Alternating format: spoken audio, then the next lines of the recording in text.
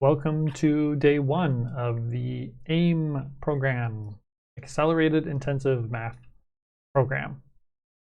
Today is just introductions and vocabulary, so not anything really complex at all, but we do want you to have a good understanding of how this program will be working before we actually get into the math stuff tomorrow or the next video whenever you watch it. So introduction to me, and then overview of the program, and then we'll talk about the tech platforms we'll be using very briefly. The main two things for today are a preview of each day's content and kind of the order and what's covered specifically on each day. And then vocabulary, kind of essential math vocabulary for any math stuff that we might do. Specialized vocabulary will be on the specific days. And then a little bit of practice for just how to read some stuff, and then advice for how to learn math well, how to improve your math abilities.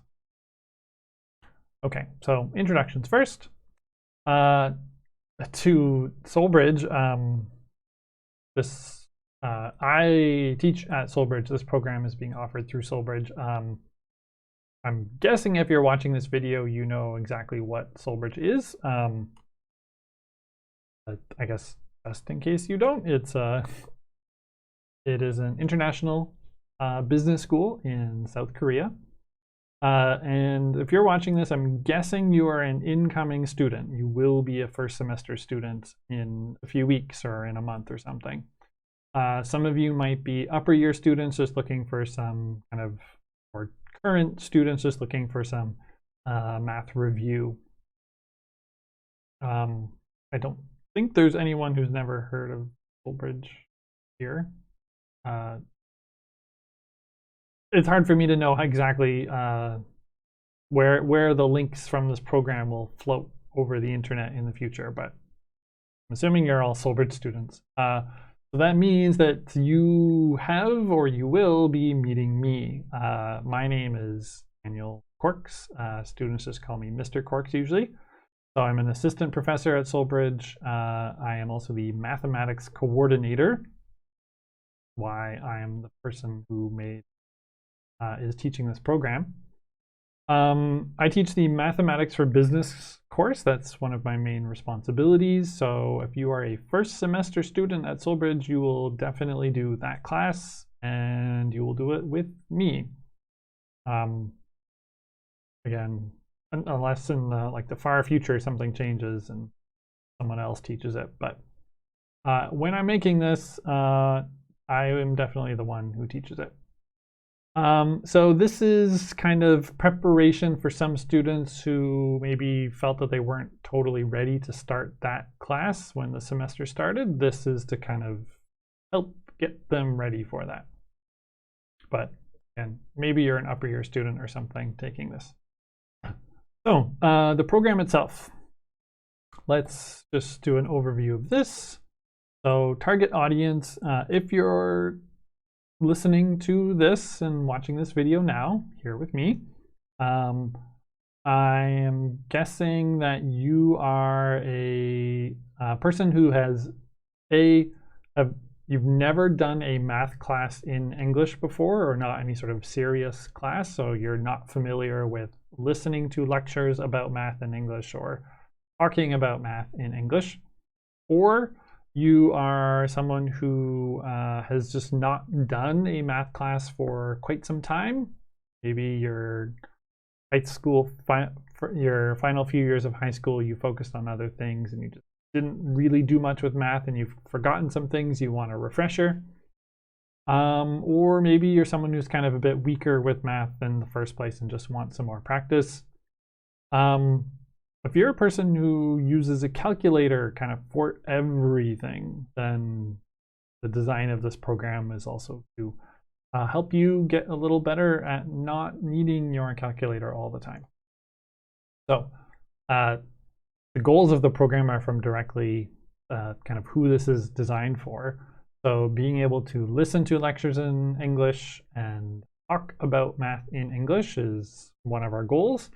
Second one is that you're able to do this sort of core arithmetic and things that we'll see in this program quickly without having to kind of pause and remember what the process is. It should just be quick, automatic. I don't know if the microphone heard my snapping or not.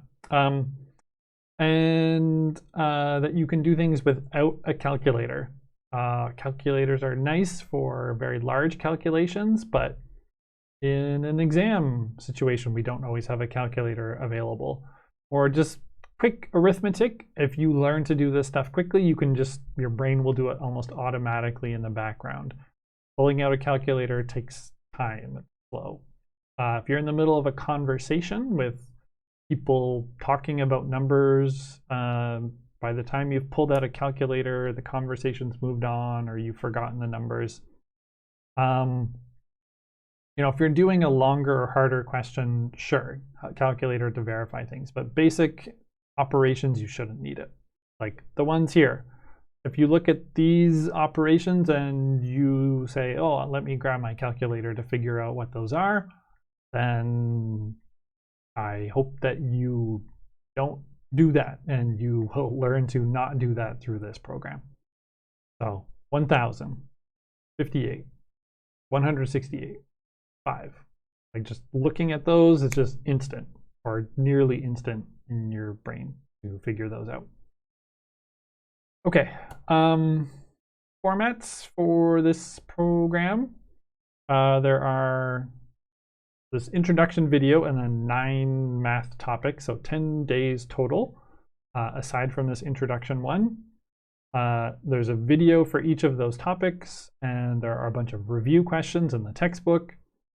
The videos are about 30-35 minutes. Review questions depends on how many of them you want to do or feel you need to do, but 30 to 60 minutes.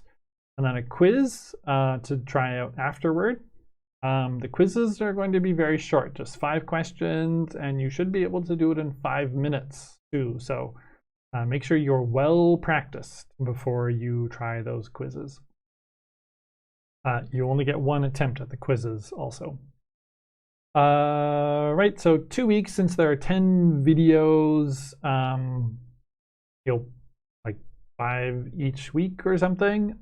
Sorry, yes, 5, 1 per day for 2 weeks, weekdays. That should take you about 2 weeks. Maybe you spend more time, maybe you do it faster, you skip some topics, whatever, that's up to you. But I recommend not doing more than 1 topic per day. You know, give your brain some time to absorb the information. There will be a final test at the end to see how well you've acquired all of this. All right, textbooks. There are 3 different textbooks that we will be using. Mostly it's the intermediate algebra 2nd edition textbook, the one you see at the bottom there, but I will have some days where I pull questions or examples from these other ones, or I recommend practice exercises from these other ones. They're all written by the same people, it's the same format, they're all very similar. They are also all free. They are open textbooks. You can just go to the website that's right there and just download a PDF or view them directly on the website. And they're good textbooks too. It's not like free so they're bad or something. We're using them because I quite like them. I use these in my regular classes as well. So very convenient and free. There are 3 of them, and I know that's a bit annoying and confusing, but every slide, every time I give practice questions, is very clearly labeled which textbook everything is from. So pay attention to that and you'll be fine. So in the textbooks, you can see here, this is actually the first questions that we'll do in the next video. So I will do one of the examples that's in the textbook, and I'll give sort of a summary explanation of kind of the main concepts. If you want more detail and more explanation, you can always just look at those examples in the textbook, and they have a very detailed explanation here you can read. So we'll do the example with careful explanation from me, and then there are 2 kind of practice ones, I will do one of them, just so you can see kind of how it works at a natural speed. And then you get to do the other one. I will pause the video and you'll see a little spinning thing like, so that little pause, and then you actually pause the video for real and do the question yourself, and then come back, and then I will show you what the answer was. So that's the pattern. So one example, and then two practice ones, one for me, one for you, and then we go on to the next topic. The practice exercises just at the back of,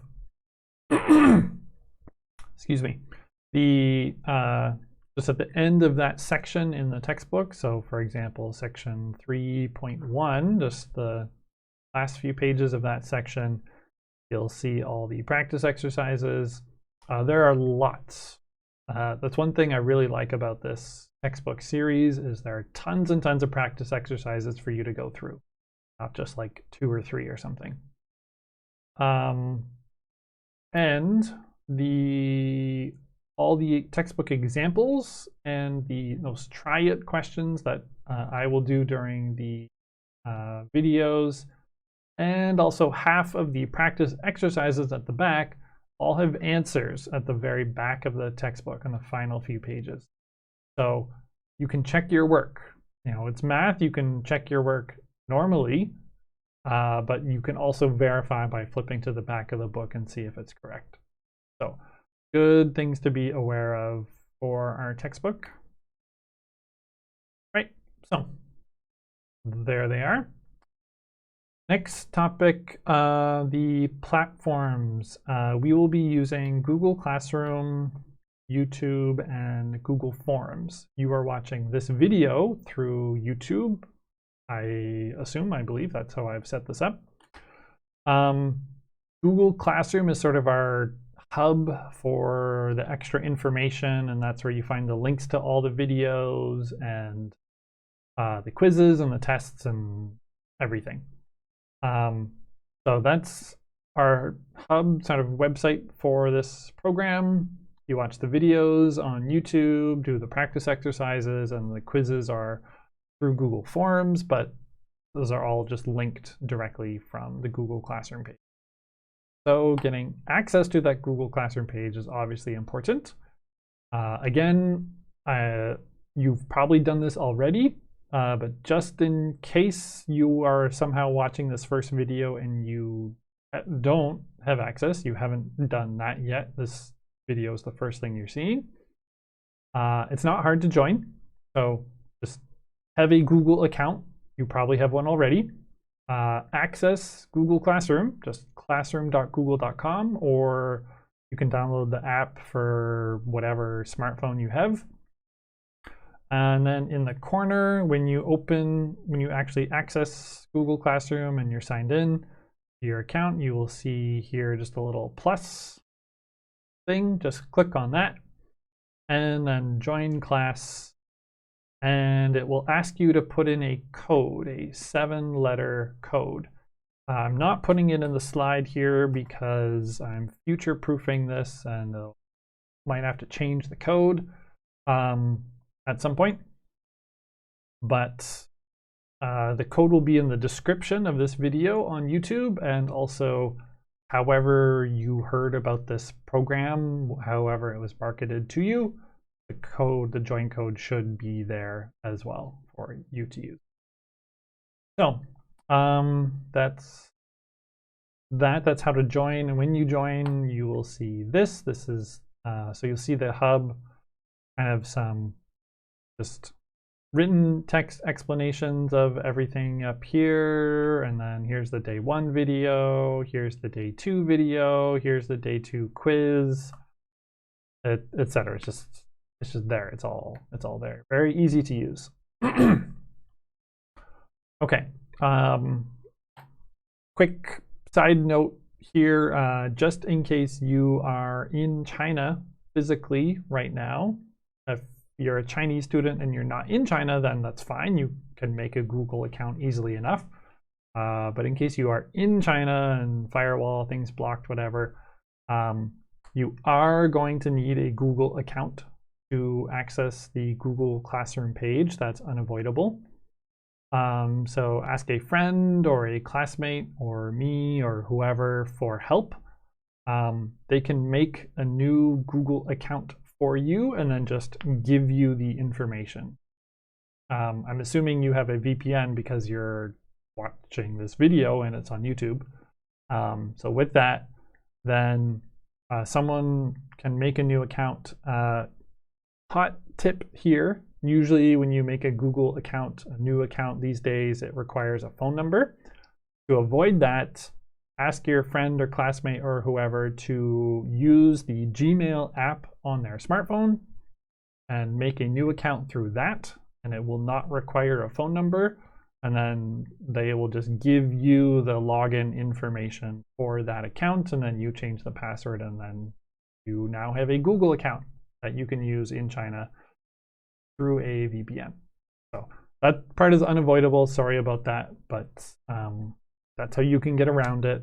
You'll need a friend to help, or contact me or whoever to just, anyone outside China can make a new account and give you the information.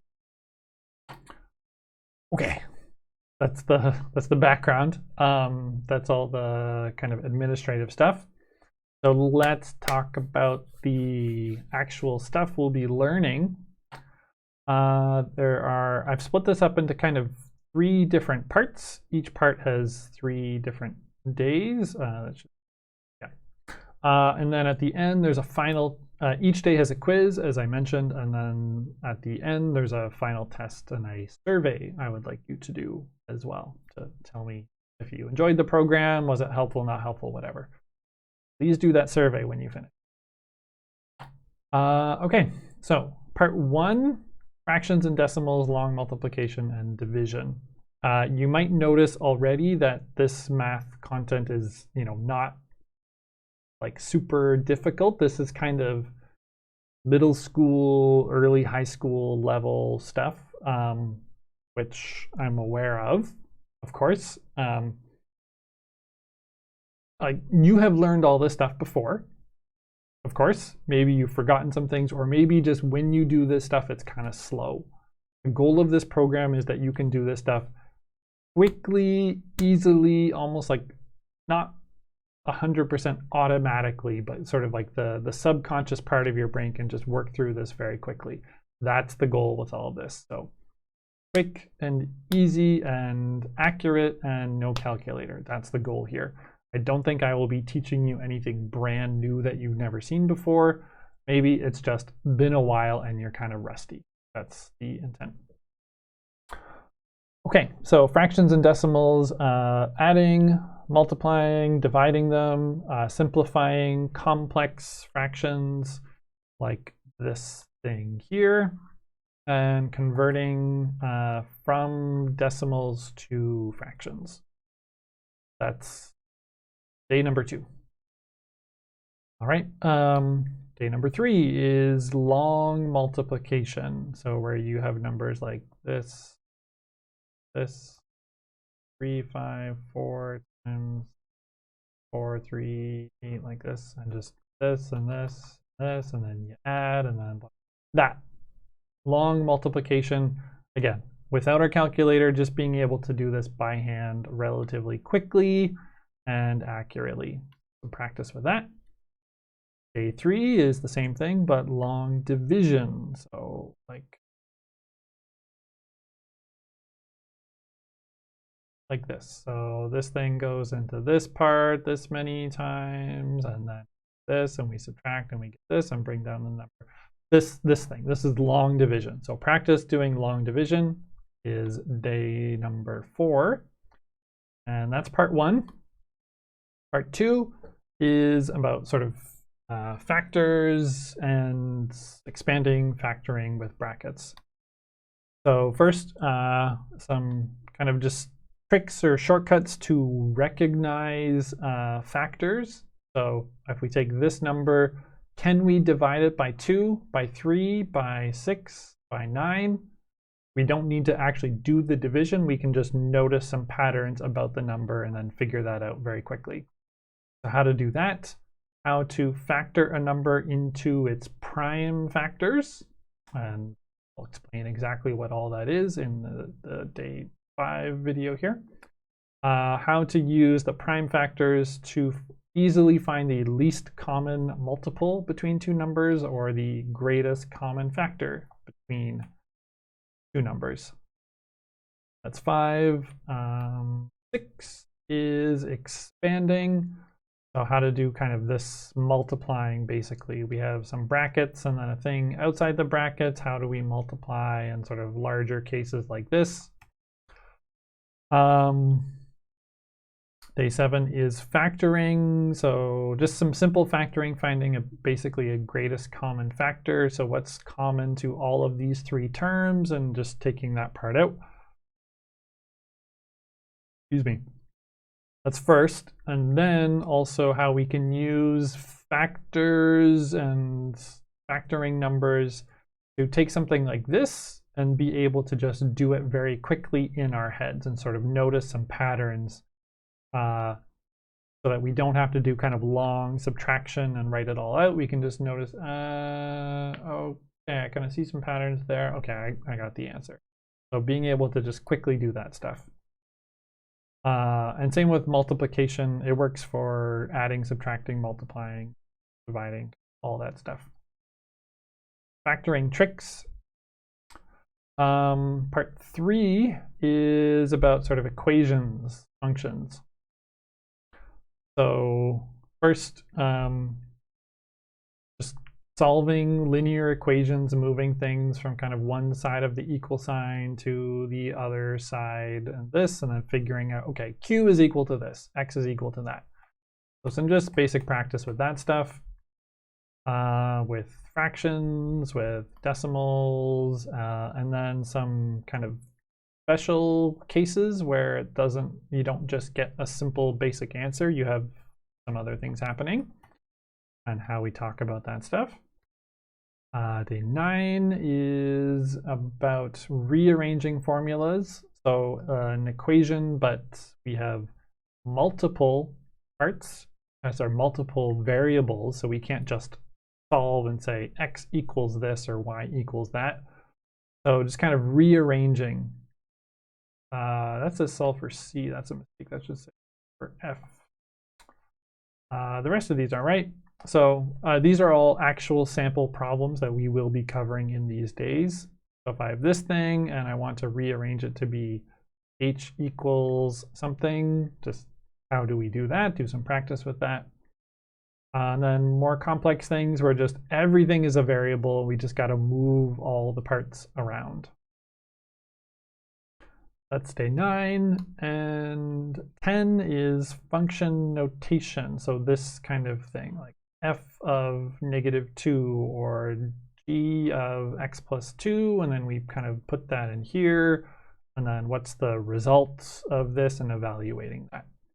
And then a few word problems kind of based on those. That's day number 10.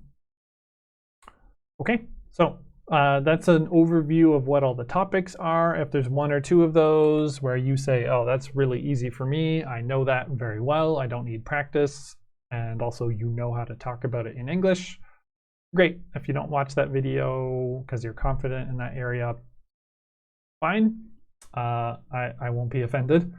But this way you can kind of see which topics are ones you want to do and which ones maybe you don't think you need to do.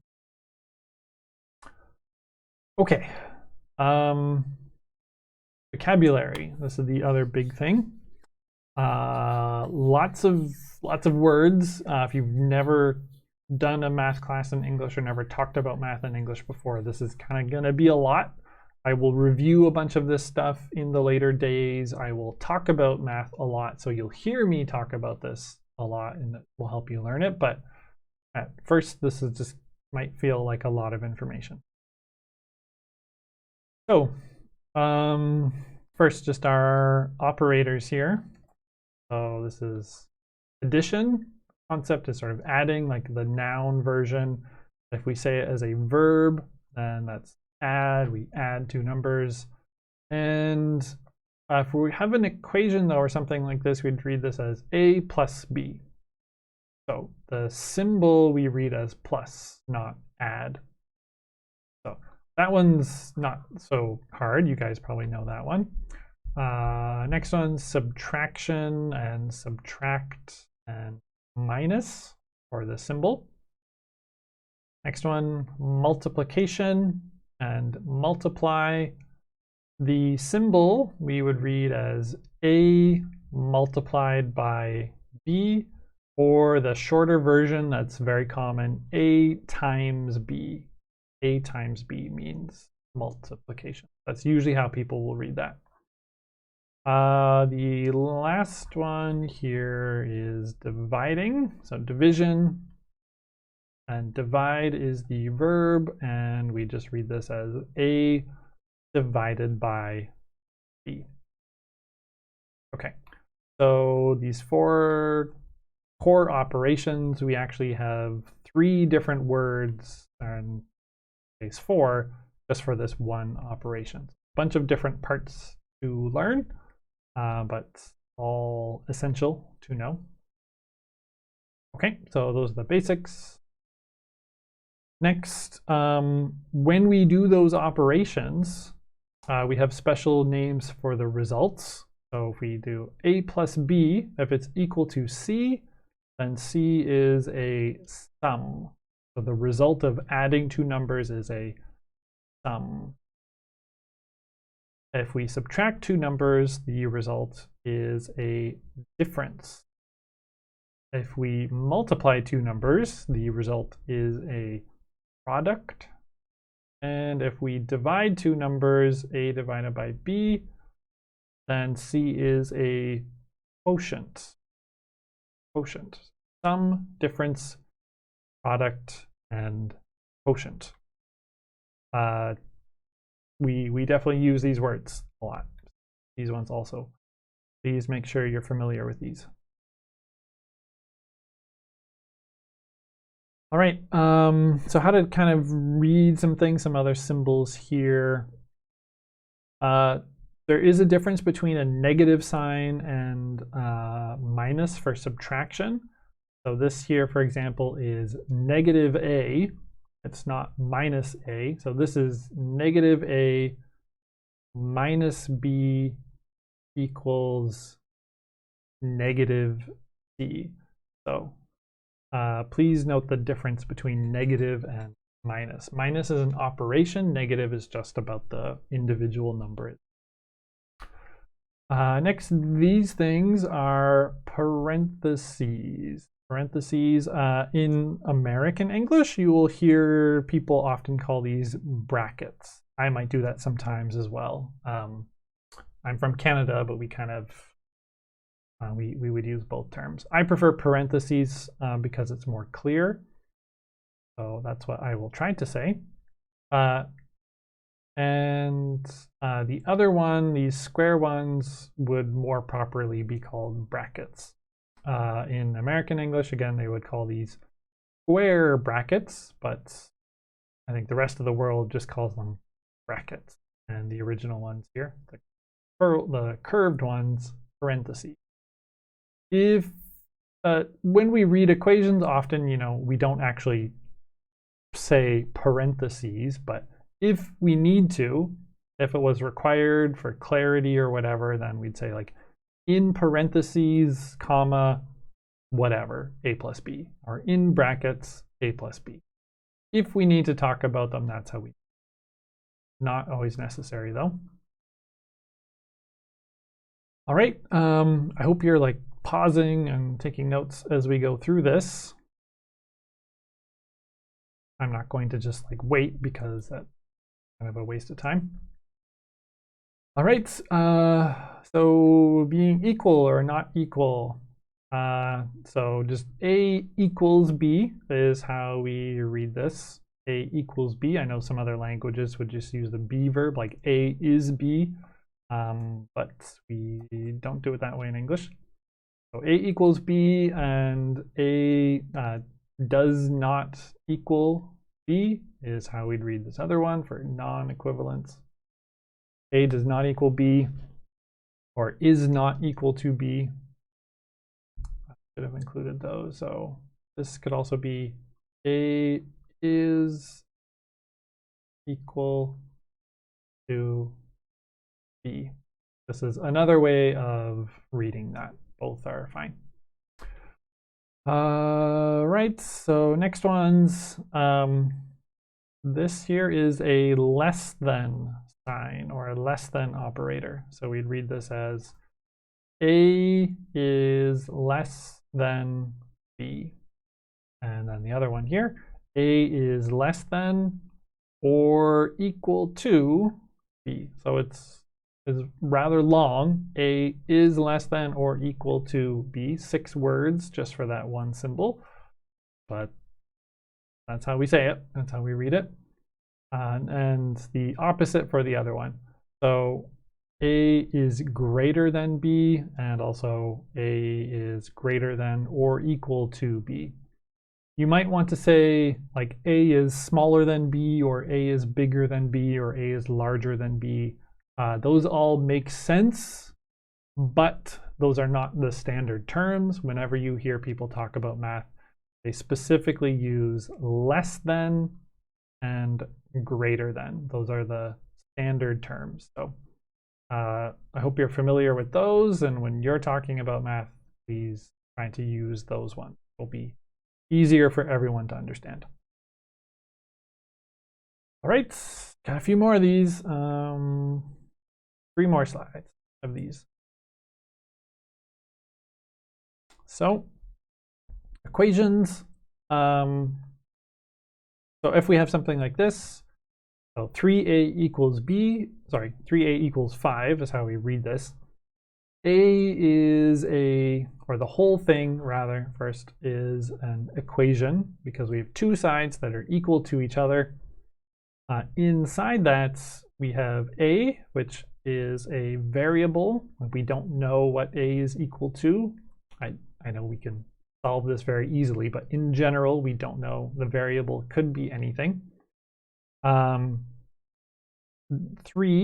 the number that is in front of a and kind of attached to it, being multiplied by a, we call a coefficient. And any other number that is not like attached to a variable, it's just sort of floating around on its own, that is a constant, because it is constant. It does not change. Variables change. So those are the 3 parts in there. We need to know those 3 terms. Something like this, if we had 3a is less than 5, or 3a is greater than or equal to 5, this is called an inequality. I know this is equation, so you might say, well, inequation, that like perfectly logical, but that's not the name. That's not the name people use. So inequality. And kind of the same token, you might say, well, inequality, so this thing should be called an equality. But again, the logic is the perfect logic, but nobody actually says that. So equation and inequality. All right, so fractions and decimals, the topic for the next day, but we need to know how to talk about them. If we have a fraction, basically we could just read it like this: a over b, just very kind of like visual description. It is over, it is above the other one. So a over b. Another way we can read this, if we have specific numbers, so here, 5 over 7, you will sometimes, not usually, but sometimes hear people say something like this: 5/7. So where 5 is the cardinal number, like 1, 2, 3, 4, 5, and 7, or the number on the bottom, is the ordinal number, like 1st, 2nd, 3rd, 4th, 5th. This is not so common. It's usually just like this, maybe people might say as 1/3. or like this 3/4. Just a few special cases for small numbers. Most of the time, people will just say something over something. That's standard for fractions. Right, okay, so decimals here. This, we read the decimal point here as just 0.8. The dot, the name for the dot is a decimal, but we don't read the number like that. We don't say 0.8. It's 0.8. If it does start with a 0, then sometimes people will, excuse me, people will leave off the word 0 and just say 0.8. That's common as well, sort of a shorter way, but standard way 0.8. If we have something longer, like we have down here, this we would read as, so the number in front, 45, standard way of reading that. So 45 point, and then the ones after you just read individually. So 45.023. We would not read this as 45.023. So we don't make like groups with these numbers when reading them. It's just 1, 1, 1, 1, 1 for everything after the decimal. So 45.023. Right, okay, so fractions, decimals, and one more slide here, exponents. We aren't really going to talk about exponents much in this program, but it is definitely a thing that is important to know how to talk about and how to listen to. So if we have an equation like this, a to the exponent b equals c. So a is the base number. B is the exponent. That's the main word to know. And then C, which is the result of the base and the exponent together, is a power. Fun name there. So base, exponent, and power. When we read these things, this would be a squared. A squared. This is a, or let's go down to the, more generally, a to the exponent n here is how we would read this. So a to the exponent n. Long, I know Korean, for example, it's just this one very short word to talk about that, but instead here in English we have 3 to the exponent n. Or you can read this as the nth power of a. Again, using this term power, sort of meaning the result. Nth power of a. There are a lot of people who will say this third thing here, a to the power n, which I'm going to say is technically inaccurate because n is the exponent, it's not the power. But very frequent, like if you listen to any sort of like American English math teachers or whatever, they're probably going to say it like that. I don't like it. I'm not going to say it that way, but you will hear a lot of people say it that as well. So 3 ways of talking about exponents in general. For 2 special cases though, if our exponent is a 2 or a 3, we have these special terms squared and cubed. So a squared or a cubed. Area of a square, if one side was a, then a times a would give us the area. Or if we have a cube, then the volume would be coming from a times a times a to the exponent 3, whatever. So those special terms, those are very, very frequently used. You will need to be familiar with those. If you always say it as a to the exponent 2, you know, that's fine, but you need to be able to understand when people say a squared, a cubed. Right, so the other half of this are roots. So This here is a square root because, we understand that there's a little 2 there. So square root, just like we have a squared, and we have a cube root because there's a 3 here, just the kind of natural counterpart of a cubed. And then more generally, we have the nth root of a, or shorter way people would say this is just a root n, a sort of kind of imaginary comma root n, like this. So these are the ways we talk about roots. Okay, exponents and roots, again, we won't use too much in this program, but very important to be able to talk about.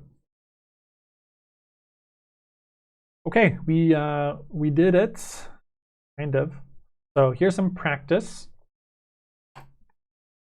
Here's our fun word cloud. All the terms I was just using are here, so hopefully you're able to look at these and remember what each of these things mean. If you want, you can kind of pause the video now and just test yourself, see if you remember what all these concepts are. Go ahead, like. Okay, and the kind of main practice that I have intended for this is this here. Now I will go away, show the little floating pause thing.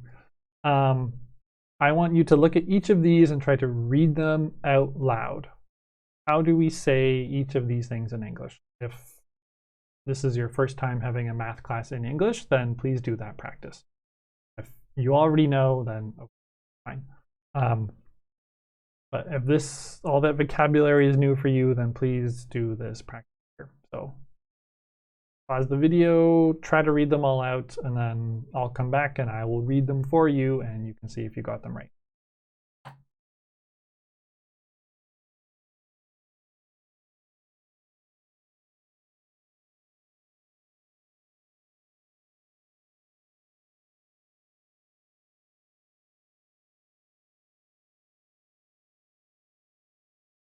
All right, I hope you actually pause the video and actually try reading these out loud for yourself. Doing the practice is very important. So first one here would be 1/2 times, if I want to read the brackets, I guess I could read them. So 1/2 times, in brackets, x plus 4 equals 3/4. Next one. So kind of pausing and where you're pausing would help clarify which things are sort of in the brackets or on top or below or whatever. 7u minus 1/4 minus 1 equals 4u plus 8/5. Next one. 0.05n plus 0.1 times n plus 7 equals 3.55. Next one. 4/5 times h minus 2/3 times h minus 9 is greater than or equal to 1/15 times 2h plus 90. Next one. 8p cubed minus 3 all to the exponent 2, or all squared. I guess we don't need the all part there, but just to make it very clear, like kind of saying these brackets out loud, or parentheses out loud, or I could say so open parentheses 8p cubed minus 3 close parentheses squared. Saying it with all sounds a little better, but if we're being like super technical, we could say it that way. Next one. 36 to the exponent -1/2. Next one. Square root of m to the exponent 13. And fifth root of u to the exponent 7. Okay, so that's how we say each of these. The exponent ones I know, like, are we reading like this, or are we reading like fifth root of u and then the 7 outside? Again, sort of where you're pausing as you're saying it would be sort of the clarification, but we don't do math by dictation. We see it, so we're always writing it or looking at it as we're talking about it. So that kind of fine detail isn't super critical, but just kind of the basic names for the parts and the various operations. That's what I want you to be able to say. Okay, so there's the practice. We'll close up with our last thing is a bit of advice. Again, in case you are the kind of person who is saying, well, math has been really hard for me for a long time, you're concerned, whatever.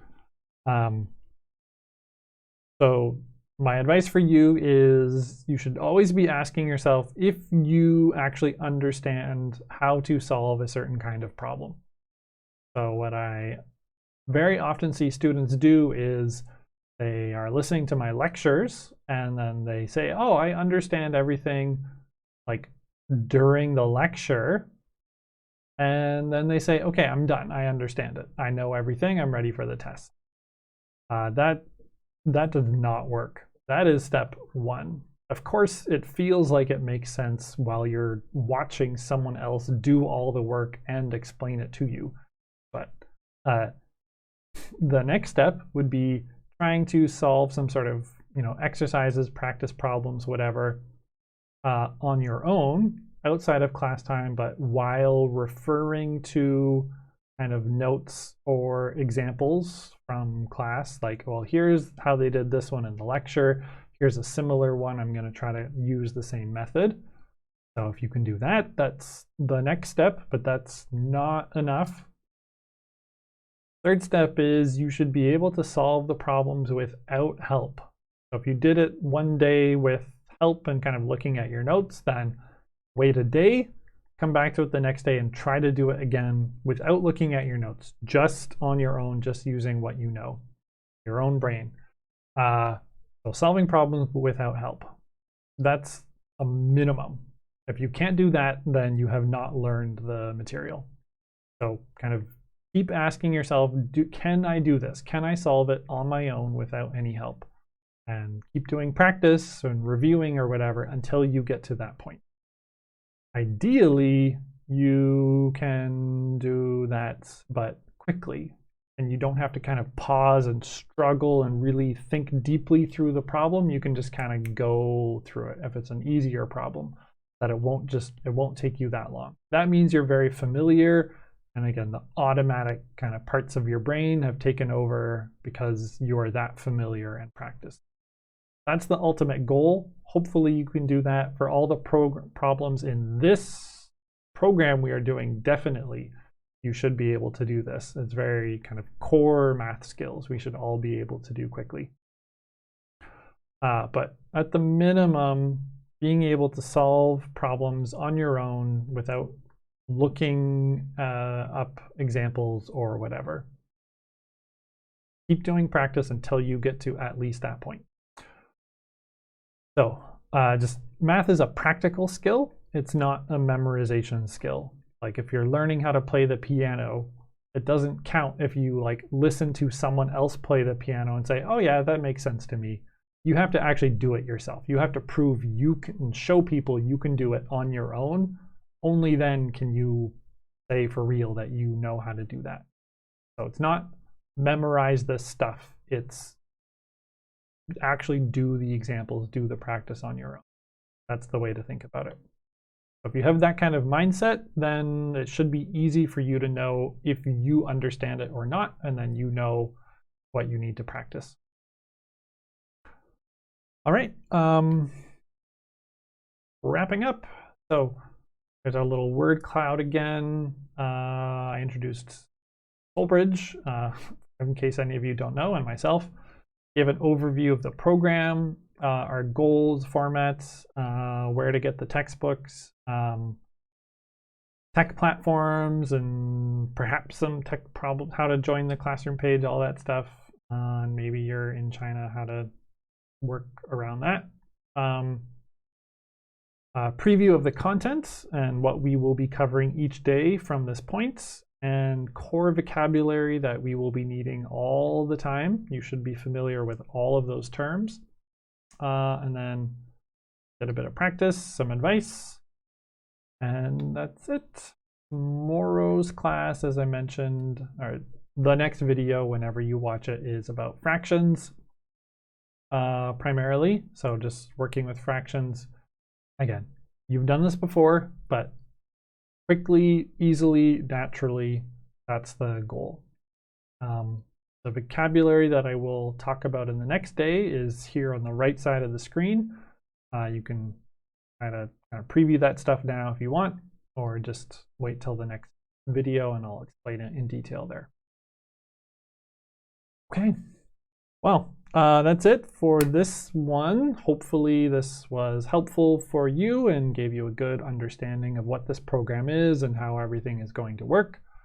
I will see you in the next video whenever you decide to watch it. 5 minutes or tomorrow or whatever. See you then.